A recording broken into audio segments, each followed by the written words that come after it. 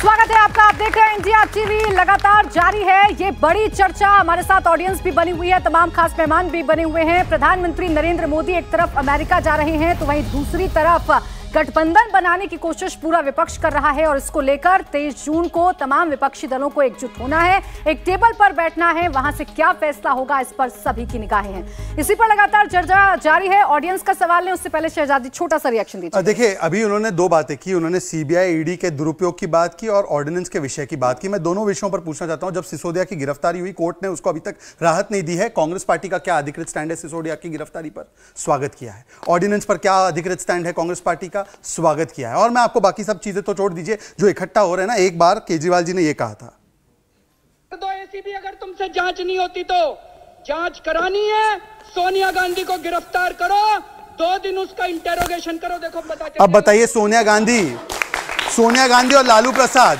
जो कन्विक्टेड है, आदिल भाई आपसे बड़े प्रेम से मैं पूछ रहा हूं, क्या वो आज आपके लिए करप्ट है या उनको आपने किसी वॉशिंग मशीन में धोकर अब उनके साथ गठबंधन करने के लिए?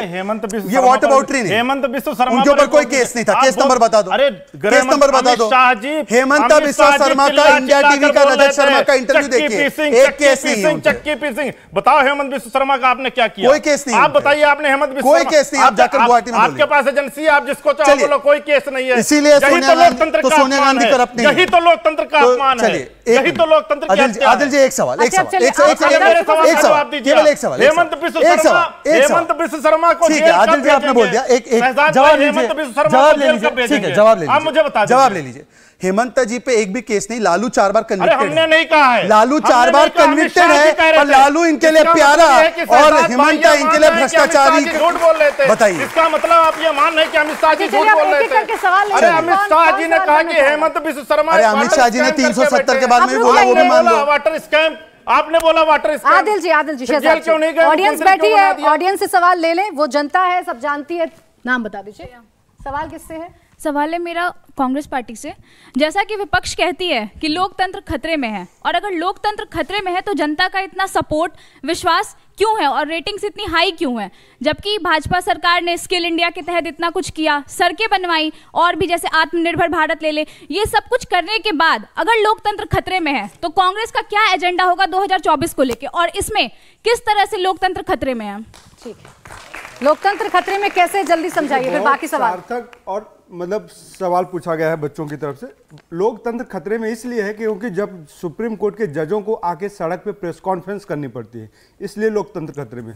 प्रधानमंत्री जी पिछले 9 सालों में 100 से ज्यादा अध्यादेश ला चुके हैं, तब लोकतंत्र खतरे में होता है। जब आप संसद भवन में विपक्ष को बोलने नहीं देते, आप वहां पे विधायक सरकारों को गिरा देते हो, विधायक खरीद लेते हो, इसलिए लोकतंत्र खतरे में। रही बात आपने कही कि मोदी जी इतने लोकप्रिय हैं, लोकप्रियता के लिए पैसा खर्चा करना पड़ता है बच्चे। लोकप्रियता के लिए मोदी जी ने लगभग पिछले 9 सालों में 6,694 करोड़ रुपए सिर्फ पीआर के लिए, सोशल आपके प्रिंट मीडिया के लिए और डिजिटल मीडिया के लिए खर्चा किया है। तो ये है पैसों का आंकड़ा कि मोदी जी ने अपनी लोकप्रियता किस तरह से हासिल किया है। दुनिया जब उनको कहती है कि मोदी जी डिवाइडर हैं, पूरे दुनिया के न्यूज़पेपर में छपता है, तो मोदी जी यहाँ पे तानाशाही की तरह भ्रुकुटी तान लेते हैं, वहां उनको बहुत चुभता है। तो मोदी जी से सवाल ना पूछो, सिर्फ मोदी जी से मन की बात सुनते रहो, तब लोकतंत्र खतरे में नहीं है। अच्छा, दूसरी बात मैं कहता हूँ, मोदी जी देश के पहले प्रधानमंत्री हैं जिन्होंने आज तक जनता के मुद्दे पे प्रतिकार करने का भी अवसर मिलेगा। मेरा सवाल कांग्रेस के नेशनल स्पोक्स पर्सन से है। सर, आप कह रहे हो कि 24 के इलेक्शन में आपको वोट दे। मुझे ये बताओ कि 70 साल तक आपने कश्मीर को फंसा के रखा, आपको मैं क्यों वोट दूं? हिंदू पिलग्रिम्स में जब भी लोग यात्राओं के लिए जाते हैं, इतने दंगे हुए, राम सेवकों पे दंगे होते हैं, उनका मुद्दा कभी सॉल्व नहीं होता। हिंदुस्तान भारत इक्वल टू सनातन, आपने सनातन के लिए क्या करा? मुझे ये बता दो कि मैं आपको वोट दे दूं। भैया सुनिए, नहीं, आप मुझे ये बता दो कि मैं आपको वोट दे दूं 70 साल में। मेरी मम्मी पक्की कांग्रेसी थी, अब वो आम आदमी में शिफ्ट होगी। मेरे दादा पक्के बीजेपी थे। अब बताओ, देखिए मैं आपको क्यों वोट दे दूं भाई? आपने क्या कर दिया? अच्छा, जब बात यह है कि कांग्रेस से आप शिफ्ट हो, ये ताली बजा रहे हैं, ये इनका गठबंधन है, ये गठबंधन है। भाजपा वाले कम से कम मोदी जी बाहर जाते हैं, लोग उनके पैर तो बीजेपी वाले भी शिफ्ट होंगे। बिल्कुल सुनिए, सबको मौका मिल जाए। और किसी का सवाल? और कोई पीछे से सवाल करना चाह रहा है? लीजिए माइक एक जवाब दे दूं प्राची जी? बस एक सेकंड, एक दो सवालों को इकट्ठा कर ले, फिर आप ही जवाब दीजिएगा। मेरा सवाल कांग्रेस पार्टी से है कि जैसे आप कहते हैं कि मोदी जी बहुत अच्छा काम कर रहे हैं। जैसे हमारे बिहार में अगर देखा जाए तो नीतीश जी जो हैं वो इतने सालों से राज कर रहे हैं, बट वो अभी भी मतलब सही से काम, वो अपने बातों पे नहीं रहते हैं। तो हम कैसे सर आपको वोट दें, ये मेरा सवाल है। लाइए माइक दे दीजिए, चलिए जल्दी से जवाब दीजिए। देखिए, सनातन की बात जो करते हैं ना, सनातन के लिए करना नहीं पड़ेगा भाई। सनातन तो सार्वभौमिक है, आपसे पहले भी सनातन था, आपके बाद भी रहेगा। आपने सनातन को पैदा नहीं किया है। अयम निजा परोवेति गणना लघुचेतसाम उदार चरिता नाम तो वसुधैव कुटुंबकम, ये है सनातन। तो सनातन के लिए आपको कुछ करने की जरूरत नहीं है, बस सनातन को आप फॉलो करते रहिए, ये है सनातन। दूसरी बात मैं कहता हूं, कांग्रेस को क्यों वोट दे? कांग्रेस देश की बात करती है, भारत माता की बात करती है। कांग्रेस ने इस देश को बनाया है, कांग्रेस ने आजादी, कांग्रेस ने इस देश को बनाया है, कांग्रेस ने इस देश को बनाया है। भाई बताइए यार, ये 5000 वर्षों पुराना देश कांग्रेस ने देश को बनाया। इनके नेता देश मानने से इनकार करते हैं। नरेंद्र मोदी भाई ये क्या तरीका है? भाजपा ने मुझे जवाब देना होगा। अरे आप लोग गद्दारों के साथ, अरे भाजपा जैसी गद्दार पार्टी, अंग्रेजों से माफी मांगने वाली पार्टी, उसने देश को बनाया है क्या? भाजपा जैसी गद्दार पार्टी नहीं बनाया, हम सबने मिलकर सबने बनाया इस देश के। अब मुझे अवसर दीजिए एक एक करके। दूसरी बात मैं कहता हूं, कांग्रेस प्राची जी, मैं बोलता हूं, मुझे लगता है कि हमें अपनी अपनी बारी में बात रखनी चाहिए। प्राची जी, शहजाद भाई, प्राची जी इतना लंबा मौका आपने दिया, मुझे प्राची जी अवसर मिलना चाहिए। 10 सेकंड और 10 सेकंड। नहीं प्राची जी, ऐसा तो खत्म ही नहीं होगा। जो कहते थे महंगाई हम कम करेंगे, कैसे जनता यकीन करेगी भाई? कैसे जनता यकीन करेगी? जवाब दीजिए, महंगाई पर बेरोजगारी कहते थे हम हर साल 2 करोड़ रोजगार देंगे, हर साल 2 करोड़। आज 70,000 लोगों को नौकरी का पत्र देते हैं और फोटो खिंचवाते हैं और टीवी पर लाइव आते हैं 70,000। जवाब चाहिए कि नहीं चाहिए? ये एग्रेशन टीवी पर बहुत अच्छा लग रहा है, लेकिन जनता भी देख रही है कि आप सिर्फ सवाल पूछ रहे हैं, आप जवाब नहीं लेना चाहते। जवाब देना चाहते हैं ना शहजाद जी? चाहता हूं कि 2 करोड़ नौकरी देने के बाद 70,000 को नौकरी पत्र दे रहे हैं। जनता के थोड़ी ना मुंह में सवाल दे देंगे कि आप यही पूछिए। अब देखिए एक एक करके सवालों का तो देना पड़ेगा। दीपक जी देखिए, थोड़ा सा आपको पेशेंस रखना पड़ेगा। ये कोई कांग्रेस पार्टी की मीटिंग नहीं, चेयर कुर्सी फेंकने लगेंगे आप। अब देखिए, मुझे एक एक करके बात रखनी है। इन्होंने 4 जजेस का हवाला दिया कि देखिए दीपक जी, या तो आप ही चलिए, दीपक जी आप ही बोलते रहिए, चलिए मैं कुछ नहीं बोलता हूं। दीपक जी को डिबेट हाईजैक करने दीजिए। आपको सवालों का जवाब चाहिए नहीं चाहिए? आपको सवालों का जवाब चाहिए कि नहीं चाहिए? आप जोर से बोलिए ताकि ये चुप रहेंगे, वरना तो ये चुप ही नहीं रहेंगे। प्राची जी बताइए, बोल दूं? हो गया आपका, निकल गया सब कुछ? अरे आपके पास कुछ है नहीं मुद्दे का, इसलिए। अब इन्होंने 4 जजेस का जिक्र किया, उसमें से एक जज का नाम था रंजन गोगोई। रंजन गोगोई जो इनके लिए बहुत ही अच्छा जज था उस समय जब 4 जजेस निकल कर आए थे, जब उन्होंने राम मंदिर का फैसला सुनाया तो सनातन के श्लोक सुनाने वाले उनका विरोध करने लगे और इंपीचमेंट की बात करने लगे। बताइए इनका दोहरा मापदंड। दूसरी बात इन्होंने कही, ऑर्डिनेंस, हमने 500 ऑर्डिनेंस, 1000 ऑर्डिनेंस निकाले। अच्छा ठीक है, कांग्रेस के विषय में अगर ऑर्डिनेंस इतना ही बुरा है तो एक ऑर्डिनेंस दिल्ली के विषय में है, उस पर समर्थन दे रहे हैं क्या? नहीं दे रहे इस ऑर्डिनेंस पर समर्थन, यह भी उनका दोहरा मापदंड है। तीसरी बात, लोकतंत्र मर चुका है। मुझे एक बात बताइए, कर्नाटक और हिमाचल में लोकतंत्र मरा था तब भी आप जीते, या लोकतंत्र जीवित है? या ये केवल चयनात्मक रूप से लोकतंत्र जीवित होता है, जब कांग्रेस जीते तब लोकतंत्र सही है और जब कांग्रेस हारे तो लोकतंत्र खराब है? जब केस जीते तब लोकतंत्र सही है, जब केस हारे तो लोकतंत्र खराब है? ये किस प्रकार की बात है? महंगाई बेरोजगारी की बात करते हैं। आइए महंगाई के विषय में इन्होंने कहा 200 यूनिट कर्नाटका में फ्री देंगे, वहां पर बिजली का दाम बढ़ा दिए। राजस्थान में कहा कि हम वहां पर महंगाई कम करेंगे, सबसे हाईएस्ट वैट राजस्थान में है पेट्रोल और डीजल पर। पंजाब की सरकार महंगाई की बात करती है, पंजाब ने वहां पर वैट पेट्रोल और डीजल पर बढ़ा दिया है। 15,000 कर्मचारियों को वेतन नहीं दे पाए हिमाचल प्रदेश में। 500 300 यूनिट का वादा किया था। दीपक जी मैंने आपके बीच में नहीं बोला। प्राची जी, जनता को पता होना चाहिए इन मुद्दों के बारे में। प्राची जी, मैं आपसे हाथ जोड़कर विनंती करता हूं, मैं अपने समय पर बोलता हूं। प्राची जी कृपया करके आप इंटरवीन कीजिए। प्राची जी कृपया करके अपनी अपनी बारी में हम बातें रखें। प्राची जी अपनी अपनी बारी में, ताकि जनता का फायदा हो। प्राची जी, अगर तर्क में शक्ति है तो बीच में बोलने की जरूरत है। चुप तो करने दीजिए दीपक जी। दीपक जी, अगर आप ऐसे कंटिन्यूअसली बोलेंगे, अरे मेरी तो सुन लो। और देश को आप राज्य में बांटने की कोशिश करते हो। दीपक जी सवाल तो सुनेंगे ना, कि आप ही एंकरिंग करने लगेंगे, आप ही सवाल पूछने लगेंगे, आप ही ऑडियंस बन जाएंगे। प्राची जी, मुझे लगता है कि इंडिया टीवी जैसे मंच को इस प्रकार से बाकी भी मेहमान है, वो भी अपनी बारी में बोलना चाहते हैं और मुझे लगता है नहीं, बिल्कुल नहीं, बिल्कुल नहीं। महंगाई के नाम पे राज्यों में क्यों बांटते हैं बताइए? बिल्कुल नहीं, रुक जाइए, अपनी बारी पर काउंटर कर लीजिएगा, लिख लीजिए जैसे शहजाद जी लिख रहे हैं। ठीक है, देखिए अब मैं इनसे पूछना चाहता हूं, जो इन्होंने राज्य स्पेसिफिक वादे किए थे, इन्होंने कहा था 300 यूनिट बिजली फ्री देंगे हिमाचल में, 22 पैसे टैरिफ बढ़ा दिए। उन्होंने कर्नाटका में 200 यूनिट की बात की थी, वहां पर 2 रुपया 80 पैसा बढ़ा दिया। इन्होंने राजस्थान में किसान कर्ज माफी की बात की थी, 19,400 किसानों की जमीन हड़प ली गई। पंजाब में इन्होंने वैट बढ़ा दिया, पंजाब में वेतन नहीं दे पा रहे वो लोग, हिमाचल में वेतन नहीं दे पा रहे, और बेरोजगारी की बात है। ये मेरे पास लेटेस्ट सीएमआई का डेटा, हालांकि मैं इस डेटा को नहीं मानता, यही कोट करते हैं। मैं इस डेटा से आपको 3 आंकड़े पढ़कर सुनाना चाहता हूं।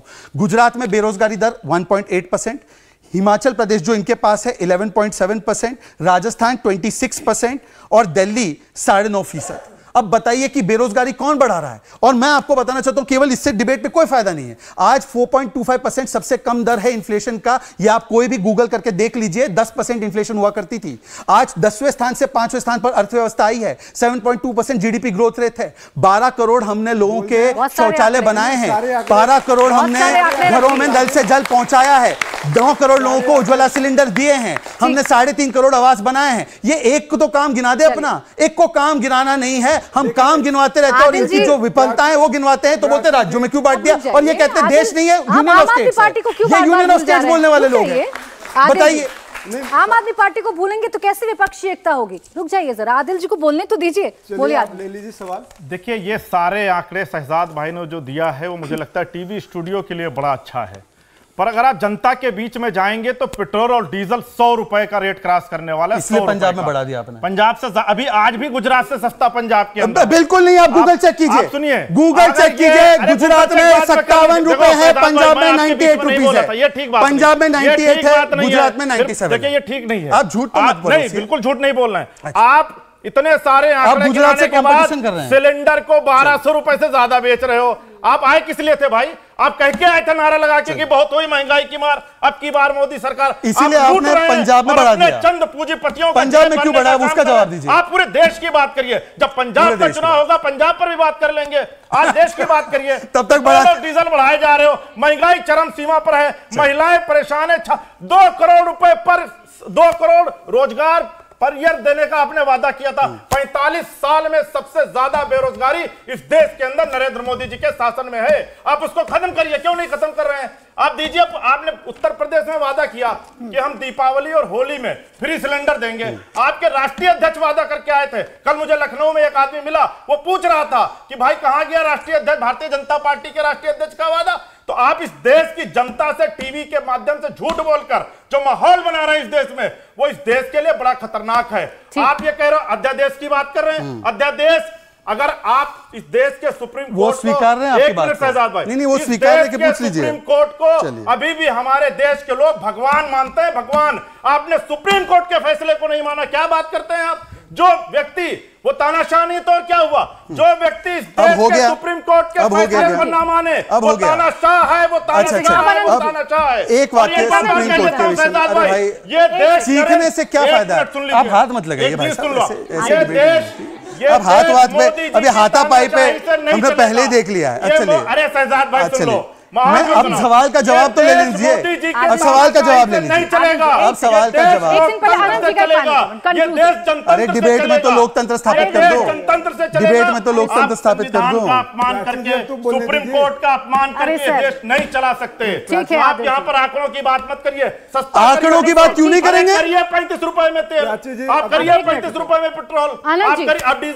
आदिल जी आ गई आपकी बात, बहुत रोजगार लोगों को। आदिल जी आ गई आपकी बात। आदिल जी, देखिए प्राची जी समस्या क्या है? भारतीय जनता के साथ साथ आप भी नया तरीका डिबेट को खराब करने का भारतीय जनता पार्टी ने देश का माहौल बना रखा है। लगातार दोनों बोलते जा रहे हैं। वो देश की जनता को बेवकूफ नहीं बना सकते। आनंद जी, ये महंगाई बेरोजगारी कितनी बड़ी समस्या है, क्या इसकी अभी भी चर्चा होनी चाहिए और आने वाले चुनाव पर ही कितना रिफ्लेक्ट करेगा? देखिए, महंगाई सिर्फ केंद्र सरकार का दायित्व है, ये कहने वाले लोग मतलब अर्धसत्य बोलते हैं। अश्वत्थामा हतो नरोवा कुंजरों में नरों के बाद शंख बजाते हैं।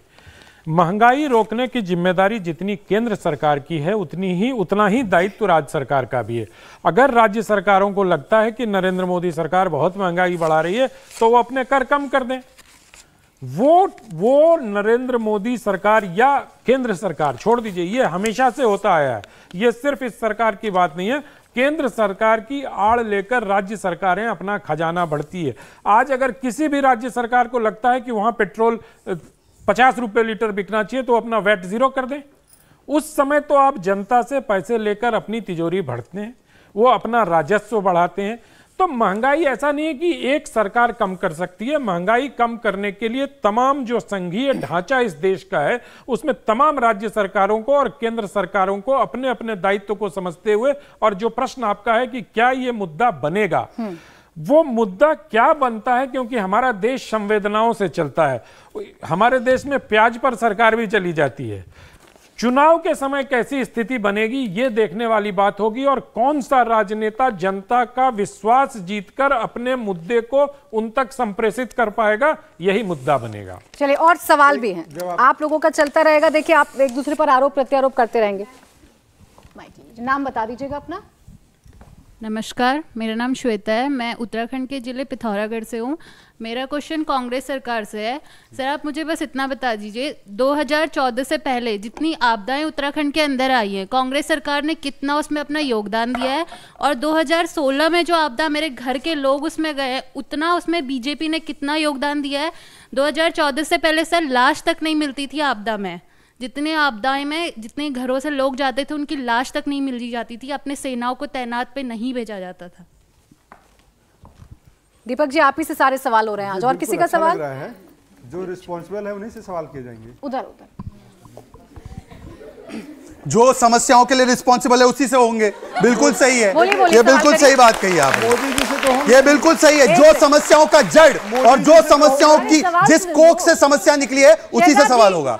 इसी की कोख से निकली है समस्या। बोलिए, आप अपना नाम बोलिए। कोख इन्हीं की है जिससे समस्या निकलती है, रिस्पॉन्सिबल यही है। मेरा नाम रितेश वर्मा है। मेरा सवाल कांग्रेस के प्रवक्ता से, अभी मेरी बहन ने क्वेश्चन किया था कि लाइक कि उन्होंने कि मोदी जी है अपनी वो प्रमोशन कर रहे हैं, पढ़ा रहे हैं, जैसे कि आपने कहा था कि he was already spend more than 6,000 crore rupees अपनी एडवर्टीजमेंट के लिए। तो अभी जैसा हमने देखा कि लास्ट टाइम वो अभी न्यू पपुआ गिनी कहते हैं, वहाँ के जो पीएम थे उन्होंने उनका एज ए गेस्ट से उन्होंने उनका फिट टच किया था। तो क्या वहाँ पे भी उन्होंने अपना एडवर्टीजमेंट के लिए पैसे खर्च किए थे? देखिए, आप जवाब दीजिए, छोटा सा ब्रेक लेना। छोटा जवाब है, बिल्कुल। देखिए, भाजपा के द्वारा प्रायोजित कार्यक्रम है कि जितने लोग इस देश में सब समस्याएं कांग्रेस, मैं कहता हूं ना, भाजपा के लोग कहते हैं कि 2014 से पहले तो देश ही नहीं था। अरे किस नेता ने कहा? घूम फिर के गाड़ी वहीं आ गई फिर से, बताइए। नहीं, कौन से भाजपा के नेता ने कहा? नहीं प्राची जी, अब दूसरी बार जिक्र हुआ है। मैं अधिकृत राष्ट्रीय प्रवक्ता हूं, मैं जानना चाहता हूं कौन से मेरे पार्टी के नेता ने कहा। हिम्मत नहीं है तो इनको हटा दीजिए। हिम्मत पूरी है, आपके सामने खड़े हैं भाई। हम विदेश भाग गए क्या? दीजिएगा दीपक जी, आप बहुत लंबा बोलते हैं, बहुत एग्रेशन में चले जाते हैं, मेरी आवाज आप तक नहीं पहुंच पाती, ना जनता की पहुंच पाती। आप बार-बार कह रहे हैं कि प्रायोजित है, प्रायोजित है, प्रायोजित है। तो ये जो जनता यहाँ पर बैठी है, क्या ये इतना विवेक नहीं है? तो कह रहा हूं, इतना विवेक नहीं है इनका कि समझ पाए कौन झूठा कौन सच्चा, किसने काम किया किसने काम नहीं किया। जवाब तो देने दीजिए ना। देखिए, जनता के सवालों का स्वागत है। जनता जो पूछेगी बहुत अच्छा सवाल पूछेगी। बात यह कि जनता कभी ये पूछ रही है कि नरेंद्र मोदी जी जो महंगाई के नाम पे आके हमको वोट ले गए, क्या जनता ये पूछ रही है कि 10 करोड़ रोजगार देंगे और 70,000 नौकरी पत्र दे रहे हैं? क्या जनता ये पूछ रही है?